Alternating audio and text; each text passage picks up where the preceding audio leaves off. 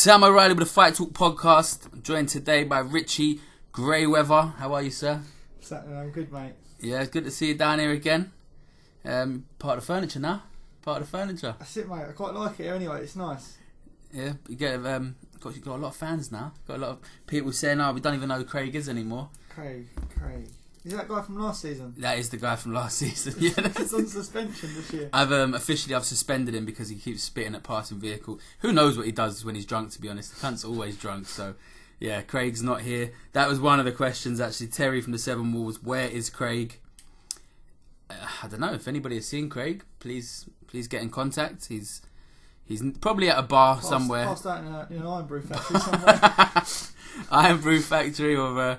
Yeah, he's a boy. He was out at midday yesterday with a friend, quiet, and then ended up going to the boxing and getting wankered till something o'clock this morning. So that's our good friend Craig. No sign of him today.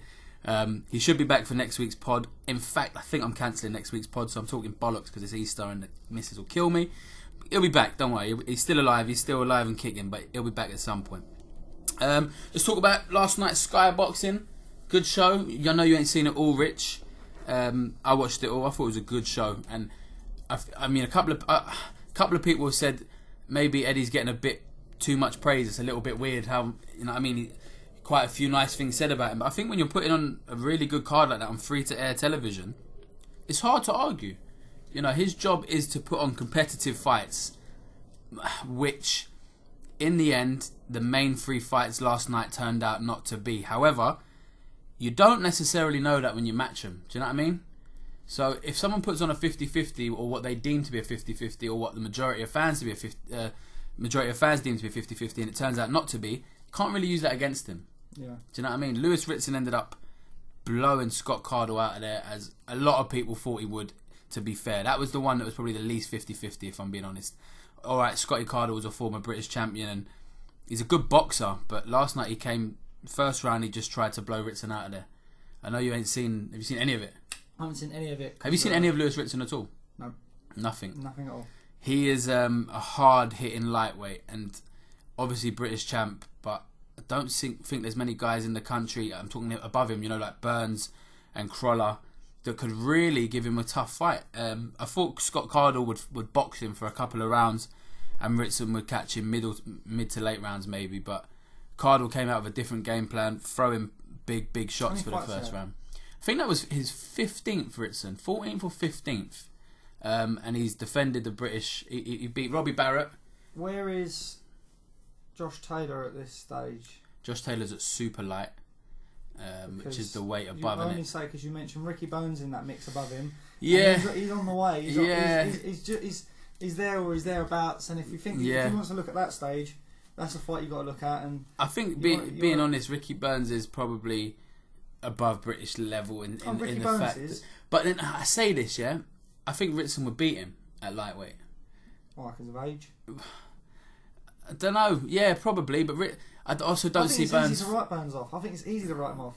I've watched him loads of times, and even in the first few rounds, you think, oh, yeah, is this the start you need? But he does what he's got to do. Ricky Burns doesn't need that kind of work though. I don't know how easy he can make lightweight again. What does he get out of it? It's not necessary for him to take that fight anyway. Yeah, but it's a difficult one because I look at Ritson and, you know, one of the questions, I can't remember who it was now. I was Craig, fucking Craig. Yeah, he is alive, by the way. He did text. His question was about Lewis Ritson. How quick do you rush him? You know what I mean? Do you put him on? Do you push him to European level? What do you do with him? And it's a difficult one, I think, because he is relatively young and he came through the small hall. He's 24 years old.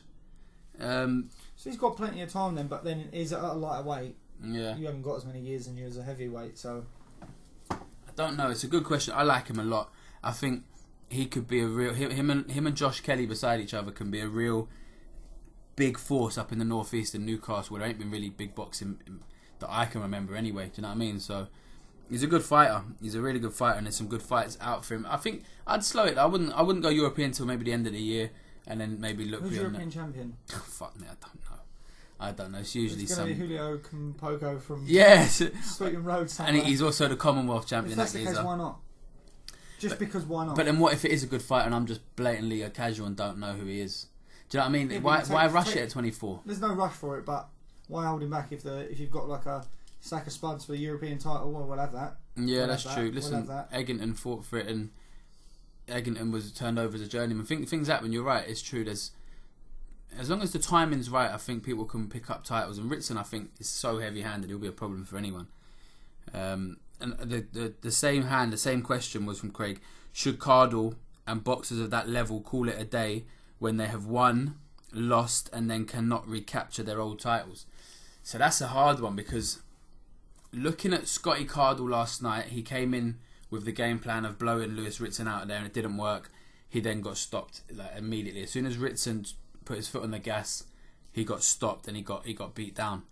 And that depends on. I think that depends on age and what your ambition was in the sport in the first place. Yeah. Do you know what I mean? Waddy, who's won Southern Area multiple times, steps up, or English. Every time He's never won English. Every time he steps up, he doesn't win. Yeah. So he has to go back down, start again, and try again. Does it mean he should quit, or just keep trying until he gets there? I mean, I know what you're saying. He's won it, lost it, and can't recapture it. Yeah. Is he on the slide? But it depends what his ambitions are. He might just want to go one step further than he has. If he has to lose 4 of the next 7 fights to get 3 wins just to nick that title, just to have done it, it might be worth it. But if you're thinking he's reached his as good as he's going to get, he's on his way down. Yeah, it's true. He's not that old, Scotty Cardle. He's been around quite a while, and he's had a lot more fights.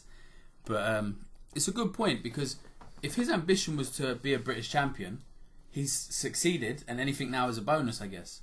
If his ambition was to be a world or a European champion or a Commonwealth, then it's a difficult one, isn't it? Because it's a harder challenge, but he still wants to do it. He wants to do it, but maybe he just likes what he does still.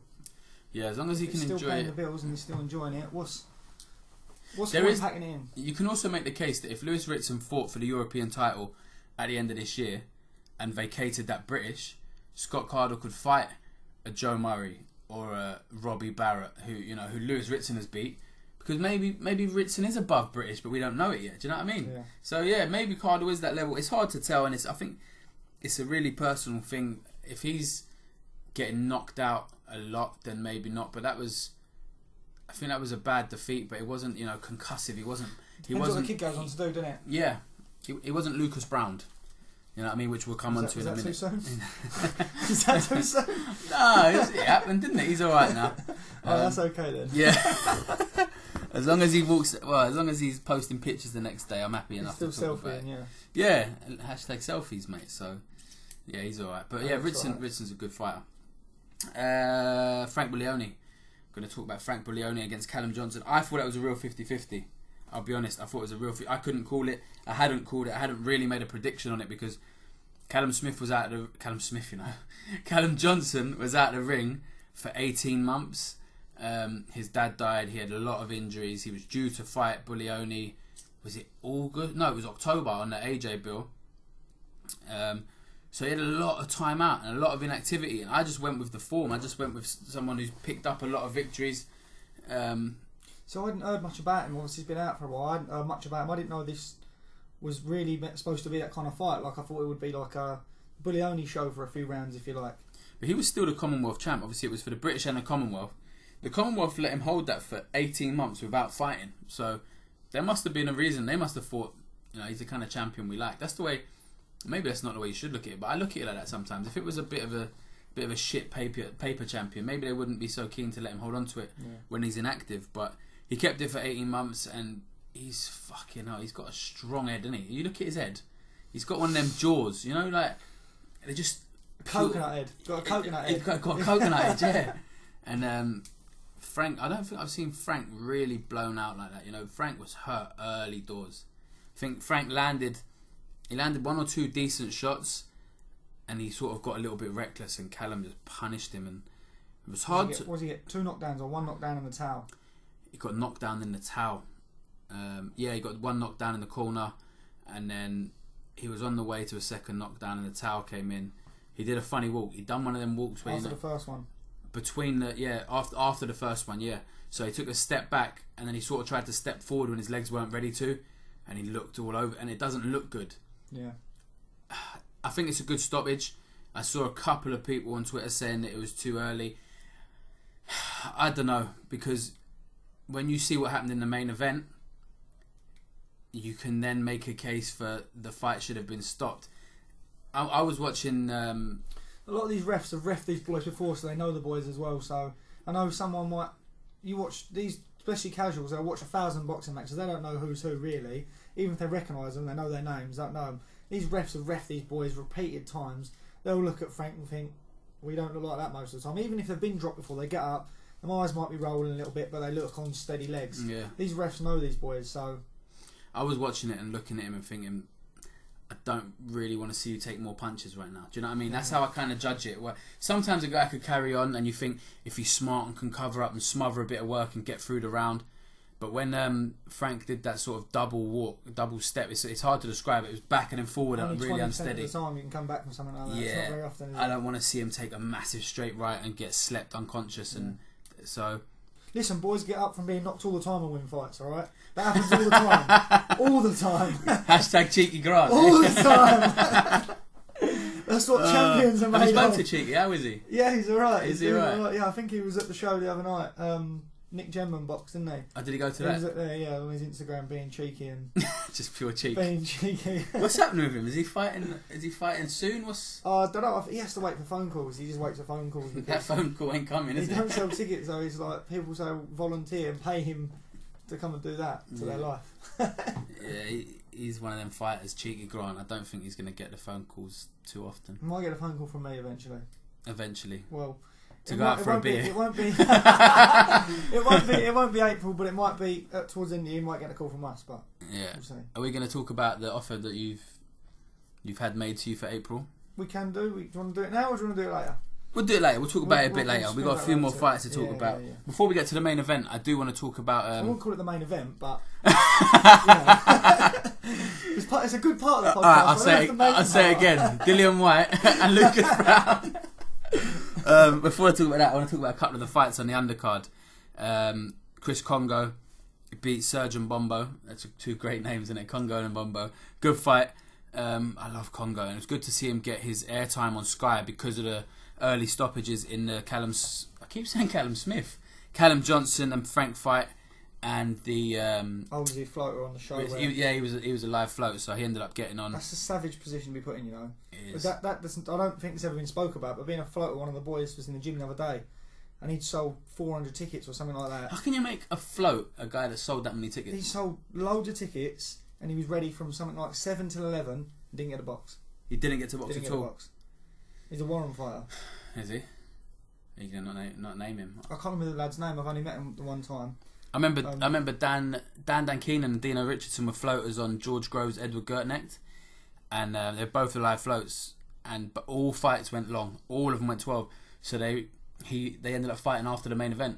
After Groves. This guy didn't get the fight. Yeah. Didn't even get the fight. All them tickets, training, wait around, hands up at 6 o'clock, walk about, no fight. Crazy. Actually, thinking about it, Chris Congo, he was on the Eubank Jr. Arthur Abraham fight, and he fought William Warburton at like 11:30 at night with about 100 people in the arena, people he'd sold tickets to, I'd imagine. So he got a touch last night, you know what I mean? He got it live on Sky, and Bombo's a crazy, wild kind of guy. So he beat Tamuka Mucha not that long ago. So he's a good fighter, you know what I mean? I think Chris handled him well. Could have kept it at range a little bit longer, a little bit more. He had a really good range compared to Mbombo, but I like Chris, man. I think he's a good fighter. I don't know how much you've seen of him. I've seen a couple of fights, not enough to...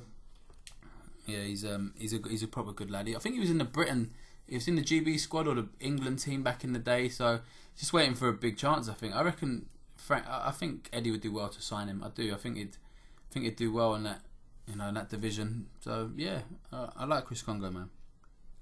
Who else was on there? Oh, Derek Chisora. Fucking hell. DC, I see he's interview after. That was good fun to watch. So he beat that man that looked like an out of shape.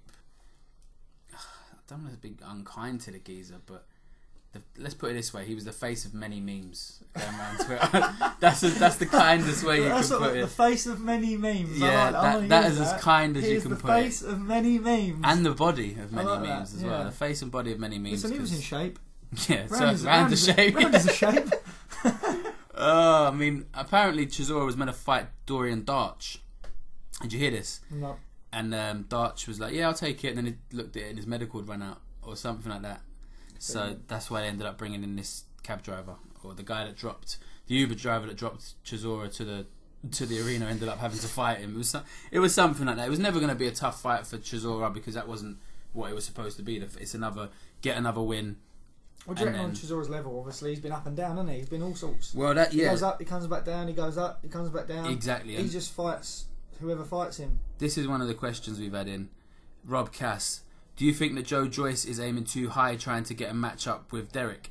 And do you think he's ready for it? So that brings in both of them, doesn't it? Because, go on, you talk about the big baby. I don't think the giant baby. The giant I baby. don't think he wants to mess about. I just think Joyce... Everyone's asked these similar sort of questions about Joyce. Is it too quick? Is he ready for this? I don't think it's a case of being ready. I think he's big, he's strong, he's done enough in the amateurs, if you like. He was in the WBS, games. they call, the Olympics. He was in the games, wasn't he? And the World Boxing Series. So he's got knowledge, he's got experience, and your Lemachenko's now doing it. You know, it's not like it's Lemonchenko, whatever his name is. Yeah, it's not unheard of right now for these boys to take big fights early on. Yeah. If they think they're ready, if the board approve it, have the fight. And I think he just doesn't want to mess about. Ready or not, it doesn't matter. He was willing to take the fight. Yeah. The opponents are willing. Then why not? If you've had 3 fights and you get offered the chance to fight for a world champion, the world champion goes, well, I've got an easy fighter. You're both going to think, well, let's do it. It's a strange one because David Haye and Joe Joyce are desperate for this fight with Chisora, right? They are desperate for it. I mean, when I say desperate, I mean they're making fucking Instagram videos or a little 1-minute video of a grime artist coating off. It's quite embarrassing if we're being honest. What does... You don't want to say anything bad about your mate. Who, David Haye? Yeah. I think it was cringe. I'm not going to slag him, but that whole thing didn't work for me. You look at it and you go... Is that as far as you'll go with slagging him off? Yeah. It's cringe. It was cringe. David, you're cringe. David, that cringed me out a little bit, I'll be honest. What does Derek... stop... You can't force someone to fight you if they don't believe that fight does anything for them. Well, we're going to throw this much money at it. And listen, if Chisora wanted to fight you, he would, because we all know he ain't scared of no one. He fought David Haye. He fought Vitaly Klitschko. He's fought Fury twice. So anyone who thinks he's ducking Joe Joyce needs to get that shit out of their head. He's not ducking him. He doesn't... And his manager, Steve Goodwin, and his trainer's Don Charles, and his promoter's Eddie Hearn. They have a good team and guys that know their fucking game. Do you know what I mean? Yeah. If they don't think it earns anything for them and it doesn't really do a lot for him, then he's not going to take it. Yeah. You can't just keep shouting figures at him and expect him to go, oh, alright then. He's not a dickhead. Yeah. Do you know what I mean? So, if the numbers were what they keep saying, oh, I heard it was... That's what I keep hearing, so many different numbers. I heard 80. I heard 200 grand. Last night he offered to fight for £1. Yeah. I honestly don't believe it's the money. I don't believe it's the money. I think he is far too fucking strong-willed to fight a fight he doesn't really have an interest in. They're trying to sucker him into it. They're trying to I don't think he cares enough. Into it for their own benefit, which he's going to be, well, what am I getting out of it? Unless you pay me enough, what's the point? Exactly. So, I can understand why Derek Chisora's going, what does Joe Joyce really get for me? He's not world ranked because his last 2 fights he beat... God bless Donny Palmer. That was fucking hideous. That was hideous. Looked great in a suit at the presser, and then he come on, took his top off, and I just thought this ain't going to end well. 36 seconds later proved it. So, listen, Joe Joyce hasn't done anything to prove that he's worthy of Derek Chisora yet in the pro game. That's how I'm looking at it. Chisora has been around and fought everyone and will fight anyone. Like he's that kind of guy. I think Joyce is doing what David had him to do though. We're going to do this, we're going to do that, we're going to do this. Yeah, probably. And he's going along with it, if you like. Probably he's got. But David Haye's still trying to build himself. Yeah. I don't know. It's a really difficult one. I don't know why they've put Derek Chisora as their number 1 target. There's other fighters out there that would probably. I haven't mentioned Dubois. That's a good point. Yeah. Why haven't you called that Dubois? Yeah. Funny that, isn't it? It's funny that. It's a strange one. Is it too soon for... The question is Joyce ready for it? He probably is ready for that kind of level. You know? But he can do the rounds, he can punch, he can fight. He's not a novice boxer, is he? So. But if Derek Chisora wanted the fight, I'm sure he'd take it. I don't think it's money. I just definitely think... not fear. It's not fear. It's definitely not fear. It's just not right for him. He's got other avenues that he's wanting to take. I think he wants one more crack at that higher level, and Joe Joyce isn't that guy right now. He's not. Maybe if he'd beat a couple of really high rank contenders. Listen, when you fight Ian Lewison in your first fight, and then take 2 massive steps back, what do you expect? Yeah. Do you know what I mean? If you'd have carried on with that sort of progression after a Lewison debut, no one could have argued. if it was a Lewison, then a Dave Allen, then a someone else, maybe Chisora would have gone, yeah, fuck it, I'll fight him. But right now, no. Really, I think Joyce probably will go in with a Lemroy Thomas. They'll try and get the Commonwealth title fight made. But there's different options out there for Chisora as well. So, yeah, that's a weird... The antics of that are a bit strange to me. Don't quote me on this, but I can't... I'm pretty sure Tom Little wanted it. Mentioned that he would take that fight. He would, but what they see... Because Tom's the same sort of Derek Chisora kind of boy. He'd fight anyone, wouldn't he? He'd fight anyone. I heard that fight was practically signed, sealed and delivered until Tom Little got beat by Horgovich on the undercard of... Was it Usyk? It was a World Boxing Super Series and he got beat. Tom Little got knocked out by Horgovich, and David Hayes' team decided that because he's coming off a loss, it's not really a test for... get a win and then we'll put the fight up again. I'd imagine so, something like that, which you kind of get. Boxing's weird like that. Again, we ask people not to read so much into undefeated records or losses and stuff, but when someone loses, oh no, we can't sell that fight now. Yeah. I mean, Joe Joyce against Tom Little is still as good a fight as it was before he got beat by Horgovich. It doesn't make sense to me, but... And it's more of an appealing fight for Tom, so Tom's going to be... Even off the back of a loss, if anything, it's going to give him more of an edge. I don't want to lose, I've got a bigger fight. Yeah. Give a fighter an edge, wouldn't it? Yeah, it would do. Strange one, but yeah, let's move on to the Whyte Browne fight. You watched this one, right? I watched this one. Fucking hell. Alright, go on, you sum it up for me first. Browne looks like an ex-unlicensed fighter who's now a dad, been out of boxing for a few years, put on a few pounds, and then thought, you know what, I can still do this. Got back in the ring, plodded around the ring. He didn't look good, didn't look great, to be honest with you, and got knocked out by the better fighter. Simple as that. It was simple as that. That fight, it divided. It disappointed me. Like, I thought, it was a great fight. You know, he's talked about like he's the part, if you like. Yeah. But he just looks average. He looked like a seasoned unlicensed fighter to me last night. Yeah. He's like not a seasoned pro, seasoned unlicensed fighter who's had a few years out and come back. Which is crazy when you think he won a version of the world title over in Russia, before the drug test failures and stuff. But Yeah. I don't know. He looked shit. I don't want to be unkind, no, but... Don't want to be unkind or anything. I don't want to be mean, but you look just shit. He did, because he didn't have a jab. Yeah. And you notice, like, I've seen guys that they have one power shot, so they throw it continuously, and it's a little bit... He's going to have to get a jab or a job now. He'll be working on the door by the end of the week, don't worry about that. But you look at him and you go, he's meant to have this really big, scary power. So what hand is it in? Well, I'd imagine it's his overhand right, because he's most of the time was orthodox. Sometimes he changed to southpaw, which looked even worse. But he didn't even throw that. He wrapped a couple of hooks around that basically caught Dillian's glove, and I was looking at it thinking, what the fuck is this geezer? Like, what is he? Is it... I don't know. Was it a really bad Browne, or was Whyte really good? I think Whyte's got better, and I think when he lost to Joshua, I think he was thought of as an opponent, but he's not an opponent. He genuinely went in that fight to win the fight, and he's had to prove it again that he's not just an opponent off the back of that. So if anything, that sometimes they say this is your opportunity, and if you lose, it doesn't always work out like that. You lose and you're forgotten about. And he has forced himself back into the light, which he's done really, really well.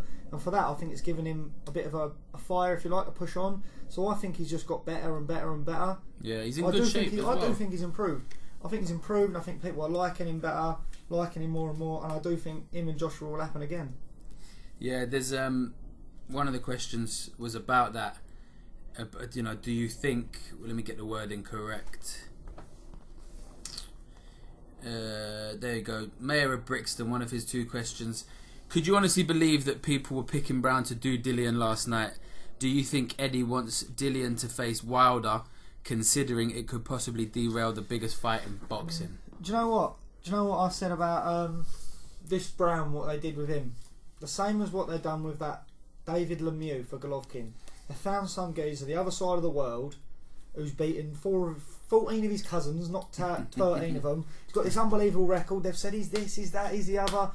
Golovkin's got his first real test. Everyone knows who Golovkin is, knocking out everyone. This other geezer's knocked out 14 of his cousins in his back garden, in his local gym, you know. Yeah. And they've done that. It's what the same as what they've done here. And I think it's the same as what they're doing with Parker. for the Joshua fight. Yeah, Yeah. You think that's an easy fight? Yeah? I think it's an easy fight. He's going to walk through him. He's been brought over here. He had a close fight, and I think this has been the same thing of what they've done to Dillian Whyte. They're building Dillian Whyte. This guy looks good. Everyone knows it. He looks tough. Looks the part. What does the public know? Stick him in here. Boom. Yeah. Do you know what? It's a good point, but the one thing I say is I seen this week a lot of people on Twitter that they're boxing fans. Like they're not casuals who believe what they're told. Like they are boxing fans, and a lot of them believe Browne was going to beat him. So I believe Dillian has improved a hell of a lot. I think you can see it from fight to fight. Sometimes he may be... Right, last night he fucking ended up stopping him. But in my opinion, that was more to do with his punch resistance had gone by then, Lucas. You know, I mean, Dillian peppered him. Yeah, Dillian battered him. When it happened, a lot of people going, how bad it was. The shot wasn't the biggest shot you see. It wasn't the biggest shot you see in boxing. There's always bigger shots, and boys take bigger shots than that every week. I think, like you say, he was just tired. I think he was tired. He was ground down. His head was in pieces. His eyes were all over the shot. He was off balance. His glove was down, and Dillian threw a perfect. It was kind of downwards as well. It was a good shot, but it wasn't a concussive shot. It was a great shot. I don't believe in the first round that would have KO'd him the way it did. No, that would have KO'd him the first round. But the punch resistance was gone, and I thought Dillian boxed well. It shows Dillian's improvement because he's carried it all the way through to that point to land that shot. Yeah, and his body work was lovely. I think the way he changes to the body, you don't see as many heavyweights doing that. Like he was wrapping around the back, both sides, coming back up through a few really wild uppercuts as he does, because sometimes he gets a bit fucking... He's a fighter as well as a boxer, I think. He does. But I think that's more to do with how comfortable he feels. You know what I mean? Yeah. And that's a Deontay Wilder trait. Deontay Wilder isn't as wild as we like to make out at the beginning of a fight. He acts it after a while. But he's also more wild than any cunt I've ever seen when the opponent is hurt. But you don't see him do that from the beginning. Do you know what I mean? That Ortiz fight was the perfect example of that. But to answer the question, would Eddie put Dillian in with Joshua now when he's trying to make the Wilder fight? Mate, I think the way it works out is Povetkin beats Price next week as well, and he's then the mandatory challenger for Joshua. Joshua's got to fight some of his mandatories. Yeah. Klitschko boxed his mandatories for years and years and years. Sometimes it has to be done. So I don't believe he's going to be able to go from a unification straight to another unification against Wilder this summer. In that time, the WBC could easily turn around and say, we're calling our mandatory Deontay Wilder, and that would be against Dillian Whyte. Yeah. So can you imagine Wilder against Whyte in the summer, and then the back end of the year or even next summer could be someone for all the belts, like Wilder or Whyte, whoever wins that against Joshua. That's fucking massive. Yeah. I'd like to see Whyte and Wilder. That's the one I want to see next, personally. How do you think that fight would go? Only off the back of seeing Whyte getting knocked out by Joshua, which isn't fair because it's unfair for me to say that because he's come on so much. And his shoulder was fucked in that fight, and he was unfit. It's not an excuse. He went in there like that. Yeah, only off the back of that I would say Wilder, but it's not really fair because he's come on so much since then. So it's not really a fair assessment. So it's a hard fight to call, isn't it? It's a hard fight to call, but just going off the fact that he's been stopped before, but then I think Ortiz rocked Wilder in his fight. I believe a younger Ortiz finishes him. So they're both not invincible around the chin, are they? So we're getting to the stage now where there's some exciting fights in the pipeline. Obviously, we're hearing Tyson's coming back in June. The King is back. The King is back. The King is back. I've got a mate Dave who loves AJ. The King is going to dethrone him. Give him back his belts. One of the questions actually about Fury: if we saw how good Johnson was after nearly 2 years out, how good will Fury be? Because has he destroyed the myth that ring rust can play a major factor? I don't think Fury will have anything to do with ring rust. I think he'll fuck ring rust. What's ring rust? Fuck off your ring rust bullshit. That's just what people say for an excuse to take an easy fight after their loss or a fucking long layoff. Fuck your bullshit. I don't need fucking any of that. I don't think he'll have any of that.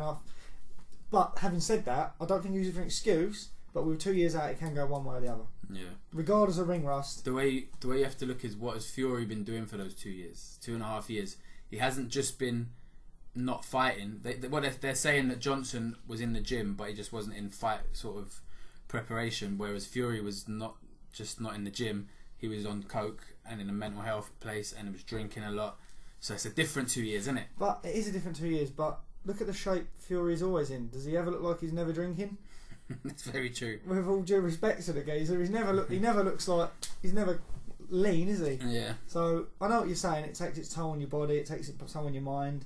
But he doesn't win fights through strength. He doesn't win fights through strength and power. He wins fights through getting in people's head, being smart, being big, being long, and being fast. Yeah. He uses awkwardness and his brain. And the size of him. The That's what I'm fucking saying. size of him. So he's not. He hasn't got any smaller. How would you He's rank got any him? smaller in the last 2 years, has he? How would you rank him if you look at the world champions now? Deontay, Joseph Parker, and Anthony Joshua. Where would you? Up there with them lot. No, but he's got a world title. You can't. I don't care. I think he's an opponent. So you'd put Fury above him instantly. 100%. And what about above Wilder and Joshua? The three of them. I think the three of them. That remains to be seen. Yeah. They need to just go a Royal Rumble. Just have a Royal Rumble. Winner takes all. So after last night, if Deontay Wilder ends up having to fight Dillian Whyte, Joseph Parker, Dillian Whyte, I think that's a good fight. Yeah. But I do think I like Wilder and Whyte. Do you know what? Think how good that build up will be. Whyte and Wilder will be insane. Yeah, that'll be a good bit. You ain't standing there screaming bomb squad in Dillian Whyte's face because he will come for you quickly. Like, he will kick off. One of the questions, Terry from the Seven Wolves, he and I spoke last week and he told me that he heard Lucas Browne was dropped by Chisora in the sparring like a week ago. He told me that then. So his question was, with it becoming clear that Browne was flawed in sparring last week, should we ask why the fight was allowed to go on? I mean, it's not public knowledge, Terry. You're the man that knows everything. He gets a phone call from a guy who's in the gym watching it going, mate, I've just seen Chisora drop Lucas Browne. This is a week or two ago. So he threw money on. And he asked me as well, did you boys clean up with the bookies? I don't bet anymore. I gave up betting, so I didn't clean up. But you always hear sparring stories, Terry. I know your ones are different because you're in the gym with the boys, but you can't go. Someone can't go to Eddie Hearn and go, by the way, your headliner just got dropped in sparring by Derek Chisora. Eddie's not going to go, whoa, actually, replace him. No, not. They're going to go, well, keep that quiet because that'll be kept really fucking quiet. That'll be kept quiet, yeah. So yeah, I'm sure things happen all the time. I wonder what David Hayes' camp was like in the build up to the Bellew fight. Terry told me a hell of a lot of what the camp was like. So when you consider that, Tel, and you think that fight went ahead and what happened, there weren't going to be anything different. You know what I mean? They're not going to change anything from the stories and the things that happen in sparring. It just they're secrets that don't usually get out of the gym, but you just happen to know them all. Alright, we're going to move on to just to loads of questions we've got quite a lot of questions to get through. So yeah, let's go for it. First up, Paul Altai.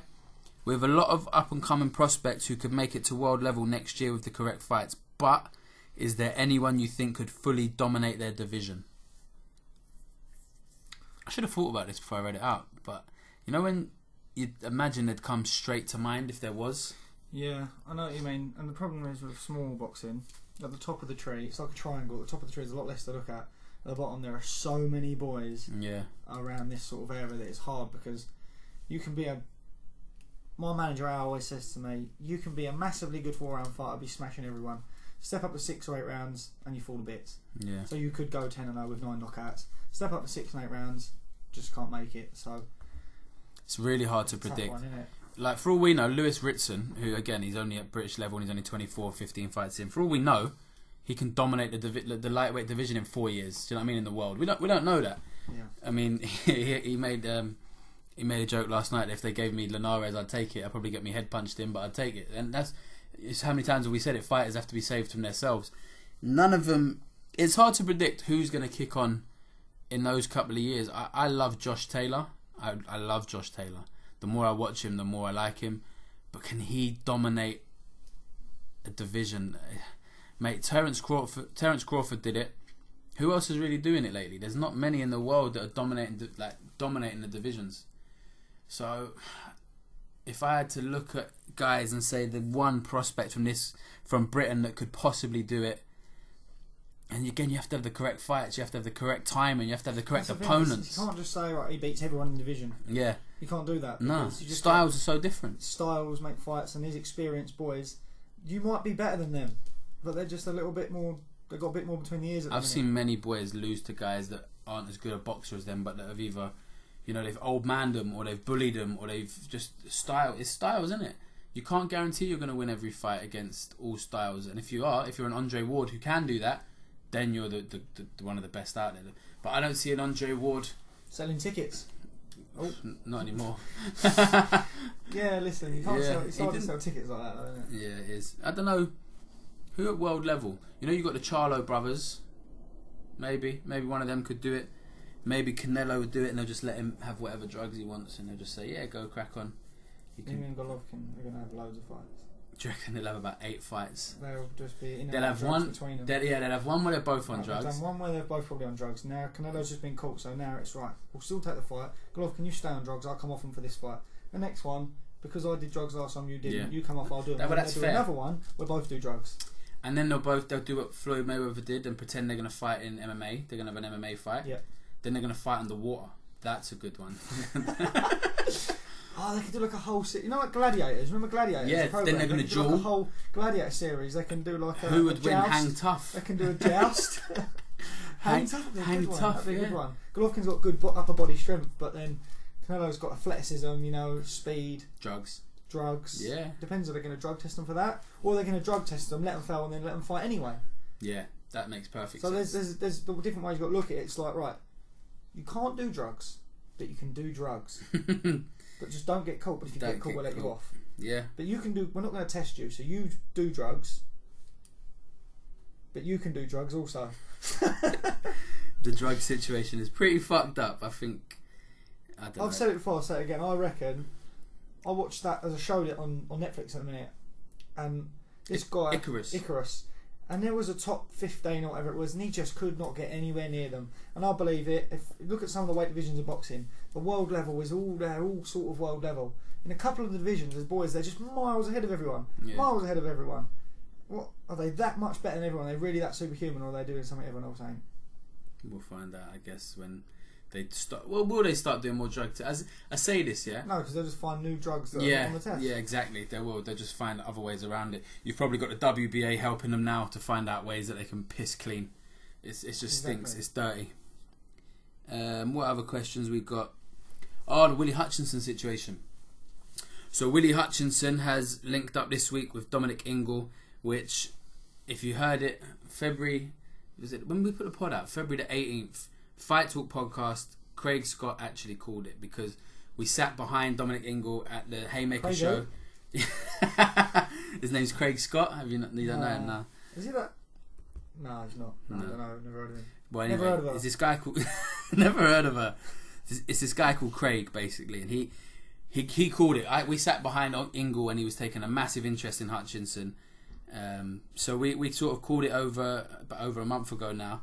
So the question is, what are your thoughts on him joining up with Ingle, and should he now leave Haymaker and join Eddie or Frank? I don't possibly see a way that he can stay with Haymaker. Don't see it, can't see it. Because they seem to have all their fighters, their actual guys in that gym with Salas. Do you know what I mean? Joyce is in there. I think Venom Page is still in there, but who knows what the fuck he's doing. That white collar girl, Roxana Begum, who got a draw off that chain smoking young Latvian lady last week. Did you see that? Worst fight ever broadcast on television. I have no doubt. Like, no doubt. That's got to be the worst fight ever televised. Horrendous. She boxes out of there.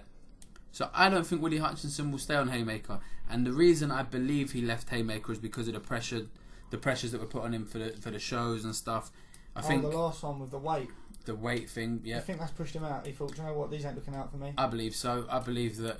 What was the guy last time? 5 kilos, everything in 4 kilos? 8 pounds. 4 kilos? Yeah. 3 points. Eric McConzo weighed 8 pounds over, so he's a 19-year-old super middleweight who fought that fight at cruiserweight and was told if he didn't fight, allegedly, was told if he didn't fight, the whole show would be cancelled off television. All the undercard fighters, everything, if he didn't fight. That's a lot of pressure for a young kid. And then on that, he's got to try and fucking box. Do you know what I mean? And try and get. So yeah, he went with Ingle. I believe he'll go with another promoter. I don't know who. Haymaker makes sense. Haymaker. Eddie makes sense. Ingle's got the links there with Kell Brook, but then he's also got the links there with Frank Warren. So because of Billy Joe Saunders, I don't know. I don't think he'll stay with Haymaker. Where he fights next, I don't know. Do you think one of them will approach him with an offer, or do you think he's going to say, right, I'm out of there now, I've got no one, and going to... See, I don't know about contracts. What? Like, you'll know better than me, right? His manager will stay the same, obviously, but promotional contracts, I guess there's... Well, manager, not promoter, so... So, you can fight on different promoter shows. I can fight on different promotional shows. But I don't know... It's up to the promoter if they want you to fight. If I was, for example, Steve Goodwin puts his boys on other shows, he's happy to do that. Yeah. I don't think all promoters do that. Not all promoters are happy for their boys. I know that a lot of them, or quite a few of them... You're exclusive to my show, and that is it, which is unfair. Which isn't good on the boxer. No, it's not good on the boxer. Because you have an opportunity... It's selfish and greedy of the promoters to do that. Yeah. But that's boxing. Yeah. Yeah. If you look at it, I think he could do well on a haymaker. I keep saying haymaker on a Eddie show, but Warren could sign him. Like if you look at him, very good amateur. Warren, I think because of his age, he should do a few years with Warren, because Warren builds. Eddie's good with final products, better with final products. Frank Warren can build a brand really well. Yeah. I think he's done it. He's done it with Ricky and Joe Kazaki and built them really well. I think he builds fighters really well, Frank Warren, and he's so young. He's got the time. He's been on the haymaker now. Go with Frank Warren for a few years, and then when he's got what he wants out of it, because Frank Warren looks after his boys before he throws them in the deep end. Yeah, I did. It's that was from UK Boxing Fan 6, by the way. It's a good question. I think he has to leave. I think it was too much put on him. I think right deal for Warren. He should go Warren first. Yeah. I know Eddie's bigger, but at the minute, I think because of his age. He's got plenty of time before he's headlining shows. He essentially headlined the second Haymaker show, which was. And I think he'll be more of a prize to Warren at the minute than he will to Eddie. Yeah. It's a weird route. It's a weird. What's happening at that Haymaker thing that they lost Cash Ashfaq before he had one fight, hadn't even made his debut, and he's now with Matchroom. So maybe Willie's had a word with him, and he'll go Matchroom. I don't know, but yeah, he's in my opinion will not be staying there. We've just had one come in as I'm on my Twitter. Mark Evans. Not really a question, more of a request, and I'll be asking the New Age boys the same. Can you spend just a little while calling Eddie Hearn a cunt so that everything feels normal again? 10 to 20 seconds will probably do. Alright, I'll tell you what, Mark. I'll start off by praising him one more time, alright? He's charging people to get into the open workouts or the weigh-in for the Anthony Joshua fight week this week, which he's never done before. He's charging them £1. And the reason he's doing it is because he's going to give every penny to the Scott Westgar family. So, for that, I think he needs commending again, because his shows... How are you going to go and insult a man after saying that? Because he's still a prick. He's still got his... Say that? No, but that's a great touch. That's hard for you to do what you just did there. No, I'll do it. You can't start with that. No, don't worry, I'll get to it. Move on to that. I'll tell you why he's a prick, right? Not only did he unfollow me on here because I said I didn't like his treatment of Isaac Chamberlain, which is another question we're going to come on to in a minute, but he's also, and it feels like a little bit strange, right? Tyler Goodjohn came on this podcast and said some things that have got him in trouble with the board. Yeah. That podcast was then transcribed. Suspended from a license. He's retired from anyway. He's now suspended, and obviously Craig Scott put it into a very Craig Scott. You won't know him. He's a guy that used to do this podcast with me from the old series. From the old series, yeah. Something else prioritises over the most important thing in the world to him. Yeah, that guy. So he put together a very good article from the interview, and listen, it did amazing. People loved it. It was buzzing. Tyler's been suspended because they're trying to say he was glamorising weight cutting, which is bullshit. He was talking about his experiences and what he did to make a fight. But Eddie Hearn wasn't happy with that, and I know that for a fact. He wasn't happy with that article. He made a few phone calls of such, and randomly last night we didn't get accepted into our media section for the first time for a Matchroom show, even though it wasn't a sellout.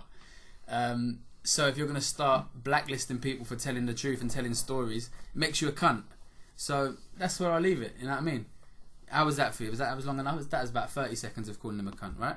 That's good. I don't think you can. I don't think you can have it both ways. You can't expect people to write about you and then say something you don't like. I'll still sell hundreds of tickets on your show, though, Eddie. I don't think he's an avid listener. I'll be honest with you. Listens enough to get you kicked out of his media section. Though. Yeah, he did. He probably weren't happy with that. I mean, I know he was straight on the phone, but Tyler said it, not me. Just because we wrote it. What we were going to do? Not tell the fighters' stories so we can come to your shows. That's not what we're about, mate.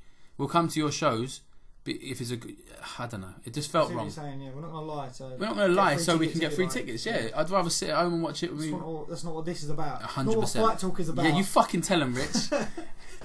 as a pioneer, I just don't. I don't like it. I feel like you can't have it both ways. So when some raw, uncut truth here. Yeah, if I'd have put maybe intense raw beef, maybe it'd have done a little bit better. Do you know what I mean? Maybe we'd have got some more clickbait and you'd have loved it and fucking been all over it, Edward. But you know, maybe not. I want to touch on Robert Martin's question. The mayor of Brixton, he just wants to know, what do I know about the Isaac Chamberlain and Ted Bammy situation? So I'll put a little bit on this. Yesterday, Isaac Chamberlain accompanied Chris Congo to the ring. Ted Bammy is his trainer, Congo's. And someone tweeted him and said that he saw them together. And I can't remember the exact tweet, but basically Isaac replied with, "I'm not working with Ted anymore." It was as simple as that. Nice and straight, direct to the point. He's also been alluding for the last week or so that he wants to do a big interview and get all the truths out there and stuff. So I'm not going to steal his thunder and give away what he's waiting to sort of get off his chest. But what I will say is there's a very, very good reason he's not working with Ted Bammy anymore. All will become clearer. I don't think I'm gonna air out the things that Rob has sent me. It's not that I don't believe you, Rob. I know for a fact you're not someone who's gonna make shit up. But that kind of stuff that he is apparently doing is just fucking bollocks. And if I hear it from the fighters themselves, it's a dirty one. Listen, there's a lot of things that are gonna come out, but there's some things about Ted Bammy that it may not all, you know what I mean, it may not all be up to scratch, and there's some things that are going to come out that they're pretty dirty. So let's leave it up to Isaac, but something's going to be coming out very soon where Isaac's going to tell the truth and the reason that he's leaving Ted Bammy. What else have we got? Oh, Riku, my man Riku, where is it? Lead right. Loads of questions off you. Thank you very much, sir. First one, could a World Boxing Super Series style tournament across small hall promoters work? Now, no, in one word. I don't believe enough small hall promoters will give up the rights to their fighters. Don't you think? Alright, so you're saying they could do it if they were individual. So Steve Goodwin can do his own, MTK could do their own, but they couldn't do a big. Steve Goodwin has done it. He's done a version of it with the cruiserweights. He did. I remember that. Yeah. And it was well received. There's small hall cruiserweights fighting one another for the Southern Area title. And it was for Glacier Cup. It was basically a cup sponsored by someone. 100%. And it worked nicely. It doesn't work when you. No, I think the deals we made awkward at first, but I do think it can be done. How? How can a? Well, then listen. I think I'm not signed to a promoter, so I can go on that show and do that, and then go and do my own bits, and then go back. And How many small hall fighters are in your same boat, do you reckon? There's probably quite a few. No, but if Goodwin does it, he could pick if he's picking 8 fighters, 6 fighters, 4 of them his own, and then bring some others in. But then is he going to bring other fighters in that are going to win it? Yeah. Is he going to bring in opponents? Well, he's 30-0, he's 20-0. Rich, you've had 7 fights, you fit right in. Yeah. I don't know if they'll do that, but then how could it be done fairly? Because if one promoter is spearheading it's up to the individuals. It's up to the individual. My manager, is he going to stick me in a tournament that he thinks I've got no chance of winning? Then if your manager sticks you in a tournament you've got no chance of winning, you need a new manager. Yeah. So it's up to the manager to then have a good relationship with said promoter to make it work. MTK have got enough fighters to do it themselves. Very true. Goodwin have got enough fighters to do it themselves, but have they got enough fighters in the same weight division willing to do it that can do it? MTK definitely have. They've got about 455,000 million boxers in each weight division. Yeah, I agree. I think it could work promoter specific, but if you want to get the best, let's go Southern Area for example. Say we said Southern Area middleweights because they're hot at the moment. Taylor Jones, Brad Pauls, Lana Shadofia, what's his name's about? Fuck me. Dennis, what's his name? Grant Dennis. He was middle. Elliot Matthews is now at the English, but there's guys that are that same ilk who are with small hall promoters, right? So, say Steve. I don't think you're going to get all them. No, you're not. Because you're taking all the top boys. You're not. You can't. The whole point of the World Boxing Super Series is to say we want the very best 8 fighters in the world. So to say we want the very best 8 fighters in the Southern Area still can't work. You end up having 4 opponents. Some of them are going to say no. Some of them are going to say no. That's a fact. And then you go 9, 10, 11, you go down the list. You just go down the list. You're never going to get. You all end the up very having best. numbers 1, 2, 17, 18, 19, 20. You're never going to get the top. Why? Because they're not all going to want to do it. Because a lot of them don't want 50-50s. Because a lot of them don't want 50-50s. Doesn't work like that. They don't all want it, do they? Not saying any of these boys don't, but at any given moment, everyone is not ready for the same thing at the same time. When you're at world level boxing, you've got there, you've done your bit. Most of them have won world titles or around world title level. The ones that have won a world title are now just cementing their legacies. Or that haven't won a world title, haven't been given the opportunity to win a world title. This is their step to do so, to win this tournament and then be there and thereabouts. Whereas in this down at small hall level, they're still trying to grow, so they're not all going to say yes. But you can. I do think you can get a group of 8 fights together and say, right, you have all got a contract to fulfil here. You've got to do it. It'd be interesting. It would be great for me, but I don't see how it could work across promoters. I don't see how it can work, because you're right. There's not going to be 8 guys that are ready to sign up for 50-50s at the same stage. I'll do it. You'll fight anyone, you ain't you? Second question: how quickly do you think that Goodwin will look to progress Junior Saba? You don't know a lot about Junior Saba, do you? So Junior Saba has signed with Steve Goodwin. I know as a manager, but I don't know promotionally. I'm sure he's looking to get him on big shows very quickly. So I don't know how quickly Steve can progress him. It may be also down to the promoters and the network that he ends up going with. I don't think we'll see Junior Saba on a Goodwin show down at York Hall. That's the first thing I think. I think if we see him on a big promoter's show, we'll see him before the television cameras go on. I think he'll be linked to a big show, but it'll be on Facebook Live or even before that as people like Spider Richards. You don't think you're seeing him on a... Not straight away, I don't, mate. But the way I'll compare it is a Spider Richards who's fought for the British, albeit on very, very short notice. But last night, again, he was fighting at 7 p.m. or 6:30 before the Sky cameras were switched on. He hasn't been given that push still, even though he won the Southern Area at York Hall on the Next Gen show and looked good, and still hasn't been given the push. So why would you come in and push Junior Saba?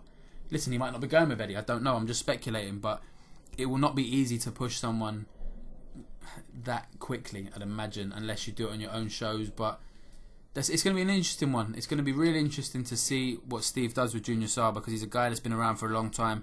And I know Kevin Campion, his head of boxing, has done a lot of work to get this over the line, because he was with Mayweather like 5 years ago. Didn't fight. It all fell apart. It was brain scans, etc. But now he's ready to fight, and listen, best of luck to him, man. I hope it works out. Could small hall promoters do a better job at building links with amateur clubs and signing amateurs? Never work. Why? Not all amateur clubs want their boys to turn pro. You get a good amateur in your club, you want to win championships, you ain't going to say, right, see you later, sign a paper, go. In my experience, a lot of the amateur clubs like to keep you in there because, keeps their club doing bits. They don't want to get... Basically, when an amateur signs to a pro contract, they leave the amateur club, they're gone. It's like giving away one of your fighters, if you like. And I don't think it really appeals to the amateur clubs to do that. What does an amateur club get out of having a high-level amateur fighter? I think it's just bragging rights. I think it's not money-based, is it? It's not money-based. It's based on hobby. They do it for hobby. They do it for love of the sport, For that reason, I don't think any of them get paid for it. So if you've got a boy that's... Let's say you've got 20 boys in your amateur club, you've got 10 juniors, 10 seniors. One of your seniors goes and wins the ABAs and then semis and then wins it again, and then someone comes along and goes, alright, we're taking him pro, and then you've got no one championship level. Mm-hmm. But could it not work? If you've got 10 boys in there, but do you want to get rid of them? It's just getting rid of them is the point, right? Yeah. You leave the club. Yeah. That's the point. The way I'm looking at it, thinking out loud, right? So you've got very little monetary gain from it anyway. If Steve, I always keep using come back to Steve Goodwin, is because I attend most of his shows. If Steve Goodwin had a link with 3 amateur clubs, now I don't know how it would work, but if they're like once a year, we put our 2 top fighters forward. Steve said, I'll tell you what I'll do, I'll sort you guys out a bit of money, the amateur clubs, because they need money to run. This is what I was going to get to. They need money to run. So yes. Steve said, listen, we won't give you much, we'll give you £1,000 a year. Something small like that can go a long way in an amateur club. This is what I was and I can come into your club and offer contracts to the boys, because these amateurs don't have managers, so they can come in and offer you a contract. The boy might say no. So they might come in and say, Steve might say, listen, I think you've got what it takes, turn over, sell a few tickets. The boy might by all means say no, but if Steve gives these clubs a bit of money, give them the opportunity, give Steve the opportunity to say, look, do you want to come and turn pro? Yeah, that's what I was going to say, because if he goes to, if he's got, even if the club needs a motive. Yeah, even if he's got a link with one really strong club, and he gives them a little bit of money, and that is the understanding that their best, when they decide their boys are ready to go forward and sign pro, Steve is the guy they look at. Is that even possible because of managers now? Because of the way it would work out. Obviously, if he signs them as a manager, he would be their promoter straight away, but that doesn't necessarily mean it's from the same area he puts shows on. Do you know what I mean? So it'd have to be all these things, logistics would have. There's no point Steve signing a really good guy in Liverpool. It doesn't do shit for him. He doesn't put shows on Liverpool. So again, logistics, he would be quite. It'd be another small. Even the talent pool would be smaller and smaller. As a boxer, I think it's a great idea because it gives boxers that opportunity.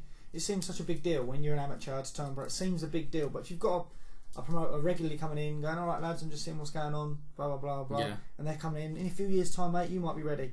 Gives the boys something to push for as well. Yeah. Gives that, and not all boys can win championships as amateurs and then not be a good pro. It's a different kind of sport. So these pro promoters will come in and say, right, I think he's got pro style, it'll fit in, it'll work. He might not be winning amateur championships, but his style will work. Yeah, it could. I guess there could be, but then if you think if he's linked to one club, unless the club is gaining financially from it, they're not going to do it. They're not. They've got. Why am I going to give away my prize boys, my championship boys? Yeah. Then all I've got is beginners every time. I'm giving away all my championship boys to you. Yeah, it comes down to what the club want to achieve with because they might decide no, he can do the Olympics or he can be pushed onto the Britain squad. It is a difficult one. It is a really difficult one. Could more be done was the question, or could small hall promoters do a better job at building links with the clubs? Maybe they have some links and they have the understanding if a golden boy comes out that let me have first refusal or first conversation with the kid. Yeah. It's possible. Riku's fourth question is he sent 5 in. Are there any innovations from MMA or other combat sports which could be trialled in boxing? I think, again, I do think what is happening in MMA is happening in boxing. But MMA, when you say MMA, it's UFC. What they use in the UFC, they're the money, they're the pinnacle, they're the pinnacle, they're the money. The pinnacles of boxing are doing that. They are using that. Mm-hmm. But the smalls ain't doing that, just like the small of MMA ain't doing that. Agreed, because when I first saw that question, I thought about it and was like, what do UFC do for day before weigh-ins? Oh, someone told me. So does Eddie Hearn. Yeah. Like, I've been to an MMA show called ROC. What is it? Rise of Champions, which is Brad Pickett. He's a former UFC fighter. He puts on small hall. It's basically some amateur and some pro fights. And a lot of their weigh-ins the same day, same as it would be in a small hall. So it comes back down to money. It always comes to money. If they can afford to have state-of-the-art, testing and stuff like that, then they would do it, wouldn't they? There's no reason not to do it. But it comes down to what they can realistically afford. Who's going to fund all this? Yeah.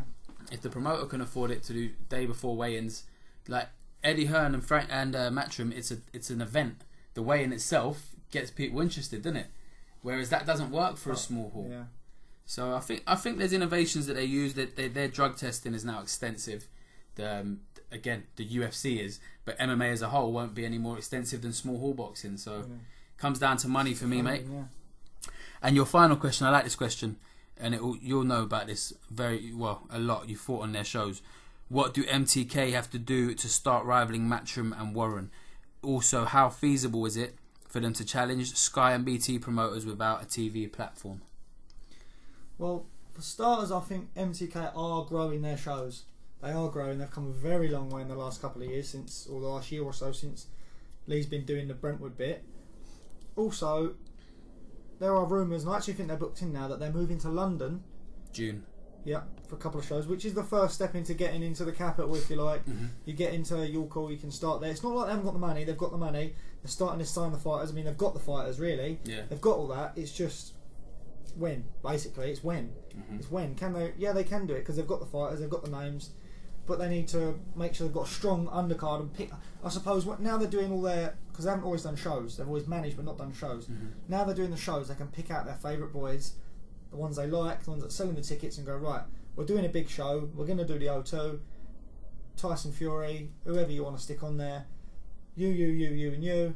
And I think they've already got the tools to do it. It's when they want to do it. Yeah, I agree. I think the only feasible way I can see it happening in the short term, like television platforms, right? They are seen as the pinnacle. They are seen as the ultimate achievement. A boxer look at me, I'm on a small hall. I've gone from small hall, I'm now on a television platform. Realistically, it doesn't always mean a lot more if you're an undercard fighter. If you're an undercard fighter on television, you don't always get more money than you'll get for a small hall undercard. Do you know what I mean? It's just this weird sort of, I wouldn't say myth, because it probably benefits sponsorship wise and stuff, but it's not always as much of a big positive as we like to think. The difference with Sky, if you look at it, they got Sky Sports News, yeah, and they build a fight up for week before and week before. BT don't have that luxury yet, but a non-television platform don't even have that. All they have is social media and sort of word of mouth to get it around. But can you imagine, they announced Tyson Fury's comeback at the O2 in June, and by the way, it's being shown on MTK's new YouTube channel. That would do some fucking numbers, wouldn't it? There was a couple of 100,000 when David Price was on. It's not millions, but it's growth from what 3 shows ago would have been a 60,000 views, gone up to 200,000 views, just because of that fighter on there. Now, if you had a Tyson Fury on there, it's going to be quadruple that, you know. The way the world is changing, yeah, because even a lot of people now don't watch the daily news. They won't watch a news channel. They'll either do it online or, do you know what I mean? There's different ways of getting all of your information nowadays. Phones, social media, online outlets are taking over, in my opinion, and it'll only get more and more as the world goes. Up on your phone. Yeah, so I think it's possible.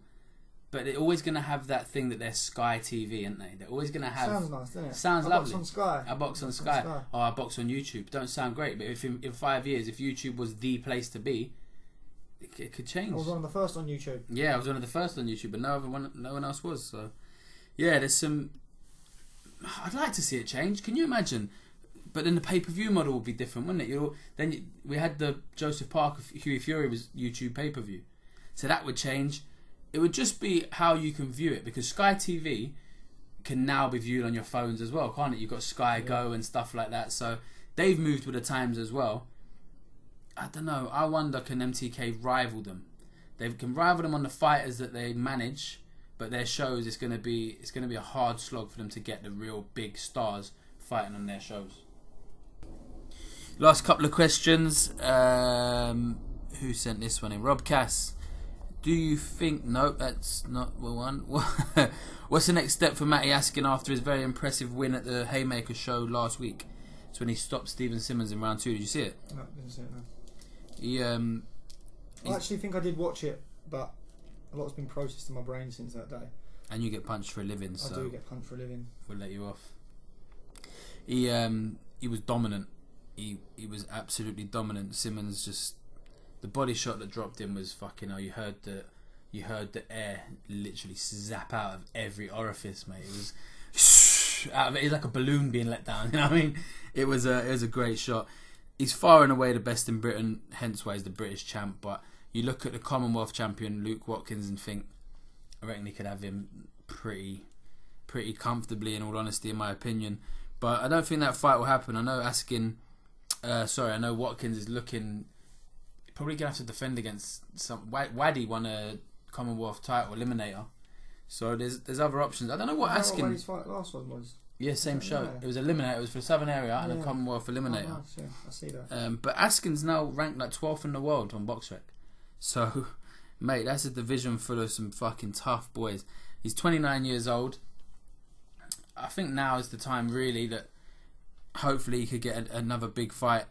You know, he's had a few losses in his career, but he's kicked on and improved so much over the last few years. So I think big fights from here on out. You know, I don't think there's any real contenders for him right now in Britain, if I'm being honest. I don't know who there is that can really push him. As you look through the rankings in this country, who is there? Do you know what I mean? Who's at the stage? You got Lawrence Okoli's ranked 5th. Arthur Iqbal is the English champion. Luke Watkins, as I said, Commonwealth. McCarthy, he's just battered Simmons, who's ranked 4th. So yeah. I don't think there's any more tests in the country for him. Maybe put together a Commonwealth title fight with Watkins. I'd like to see that, and then go towards the European and world level, because Askin is far and away the best cruiserweight we've got in this country. Last question. You know what the last question is, didn't you? Why is George O'Leary so gay? Sent in by Kane Baker. No, not that one. I don't care about them weird little questions. Craig Scott sent you in a question, didn't he? Go on. Craig sent me a question. How does it feel being my understudy? Has it affected your charisma on the microphone? And do you worry other people refer to you as a poor man's Craig? Well, Craig, I think people will appreciate not having to have a translator when they listen to the podcast from now on. And if you haven't seen it, Craig so nicely shared a video of me on Twitter doing my Sam O'Reilly and Craig Scott impression. So if you want to check that out, don't share it. Just check it out and don't share it, Just check it out and don't share it. But it's well worth watching because I definitely sound like both of them. You definitely do not Me and sound Davis Pagan like... sound exactly like you two. Davis sounds Davis sounds like... So you can't even tell the difference. Terrible. You two are fucking terrible, mate. Honestly, you just wouldn't tell the difference. Cover the screen so you can't see us and you won't know the difference. You'll think it's Fight Talk. Craig, I need you back because this geezer's doing my head in, mate. Listen, I'm saying what Craig would say, but in English, so you understand it. Yeah, he does struggle. You should hear him after like 11 beers. You should hear some of the fucking voice notes we get. They're hilarious. But yeah, no. Last question was, do you prefer R. Kelly or Jay-Z? And I'm a bit disgusted in that question, to be honest. Well, R. Kelly's smoother, isn't he, you know? R. Kelly's the boy, but they're not the same. You can't compare a rapper with an R&B artist. No, that's true. R. Kelly has the smoothest voice, and I know he likes to piss on like young girls, but he's the king of R&B, man. Leave him alone. Like, he can do what he wants. Leave him alone. She was like 14, man. That's older than that. No, I'm joking. That never piss on young girls. Oh, but wow. he makes good music, so I'm going to let him off. Do you know what I mean? Oh, that's right then. That's like right. Canelo, he's a good fighter, so I let him off his drugs. Yeah, but that's It's the same different. thing. No, it's not. Of course it is. No, R. it's Kelly not. ain't hurting no one, really. Just a few feelings. Yeah, R. Kelly's the man. I tweeted. They abused me because I tweeted the other day that if you haven't listened to R. Kelly in a week, you've missed out on a week of life. It's an opportunity lost, mate. R. Kelly has just music for days. Can you imagine the amount of babies made to R. Kelly music in the history of time? Baby making music. Baby making music right there. R. Kelly for life. But no, we're at the end. Obviously, you came in at short notice as always. You get late notice call-ups because Craig's... tags in. What happened was it was due to be Craig and another boxer who's boxing very, very soon. But he said, "Oh, can we do late tonight?" And I've got to work tonight, so I've put him off to next week. And then in that time, I got told it's Easter Sunday, and I'm basically gonna have to do a family thing. So we'll probably be back in a fortnight with myself, Craig, and said boxer. I'm not gonna say it in case he pulls out or whatever. But I'll see you in 2 weeks. I'll see you in 2 weeks, Rich. It'll probably be you, me, and Craig again. But no, listen, thank you very much for coming down as always. I know you're busy. You're off to a boxing show now. Yeah, I'm going to meet with Adrian Martin to help him with a charity show. And don't forget, I'm fighting on the 28th of April. Still tickets available as always? The tickets are always available. Although not always, actually. They do sell out sometimes. No. We were going to touch on who you're fighting, who you've been offered. We forgot to bring this up. This was the main event of the pod, remember? Oh, it was the main event of the pod. Shit, yeah. Go on, let's talk about it. Yeah, no, we just got offered the other day, or mentioned Adam Barker the other day. I know his coach, Adam Martin, as well. Barker's a lot smaller than me. He is a lot smaller than me, I'm a lot bigger, but he doesn't sell tickets, so he'll take what contenders, which obviously isn't a lot of people because people don't want to fight contenders. Well, I've seen him fight once, and he fought Tyler Goodjohn last summer. Yeah. And I think it was a point to Tyler, I believe. Yeah, he done well in that, but Tyler's a welterweight. You're like... He's a welterweight. Whatever weight division I feel like being in the day. Depending on the opponent, I'm going to be a kilo heavier than whatever they are. So... How do you realistically think the chances of that fight happening? I think it's a great fight. The only thing, I'm a bit bigger than him, so if they want to take the fight, I'll take the fight. I'll take the fight tomorrow, but I need a bit of time to make the weight because they want it at a lighter weight. So a lighter weight than what? 5 weeks or 4 weeks, isn't it? I've got 4 or 5 weeks to my next one. 4 or 5 weeks. I don't know if I'll make the weight that they want for that date. So whether it happens then is still to be known. I didn't hear anything back after my manager said about the weight, and I actually spoke to Adam Martin last night because he was watching the Nick Gemman box last night, right, and he popped on. I was like, Adam Martin's ugly, and then he messaged me, and I said to him, yeah, we got offered your boy, and he said, yeah, they asked him about the weights, and then they didn't hear anything back, but the same happened on our side where I told him about my weight, and then that was the end of that. But speaking to him last night, it's not something that wouldn't happen after the summer. Then I just need a bit more time to make the lighter weight, but definitely. So it's a fight you want. It's not a fight I want. It's a fight I would take. Yeah, it's a fight you'd take. You know. Is there any other names been thrown about it yet? Or not yet. Just Barker. Not at the minute. No, he just got sort of mentioned to us, and I was like, yeah, we'll have that. You know, I want to fight contenders, so you do well to find someone I say no to. My thing will just be as long as I can make the weight, I'll do it. I don't even need much time. It takes me 3 weeks to get fit, so if I say I can't get fit in time, that's probably a lie. The truth would probably I would fight someone in 3 weeks' notice. They get a lot of fighters saying don't get enough notice. Yeah. That's bullshit. If you're a fighter, you're probably fit most of the time. You should be. You should be fit most of the time. The truth is, you just might be a little bit off weight. So I can make whatever weight, but sometimes to do it safely and properly, just need a bit more time. Mm-hmm. Because you don't want to get accused of glamorising weight cutting by the board, so you have to make it correctly. You have to do weight correctly. See what I did there? That's a good fight. And April 28th, you'll be in there with someone good, no doubt. As always, mate, taking the contenders. You don't want any knockover jobs anymore. Oh no, I'm not about that. Listen, I just want to fight real fights and not be what I like to call a journeyman beater. And then I've got a bit of time off over the summer, and then at the end of the year, and then at the end of the year, we come back and take on another couple of contenders and see what's happening with the titles. See what's happening. Listen, some good fights ahead, mate. Thank you very much for coming down. Get off to Adrian Martin's show. White collar boxers, you might learn a thing or two. Sorry, I'm being a prick. Thank you for coming down, and this has been the Fight Talk podcast.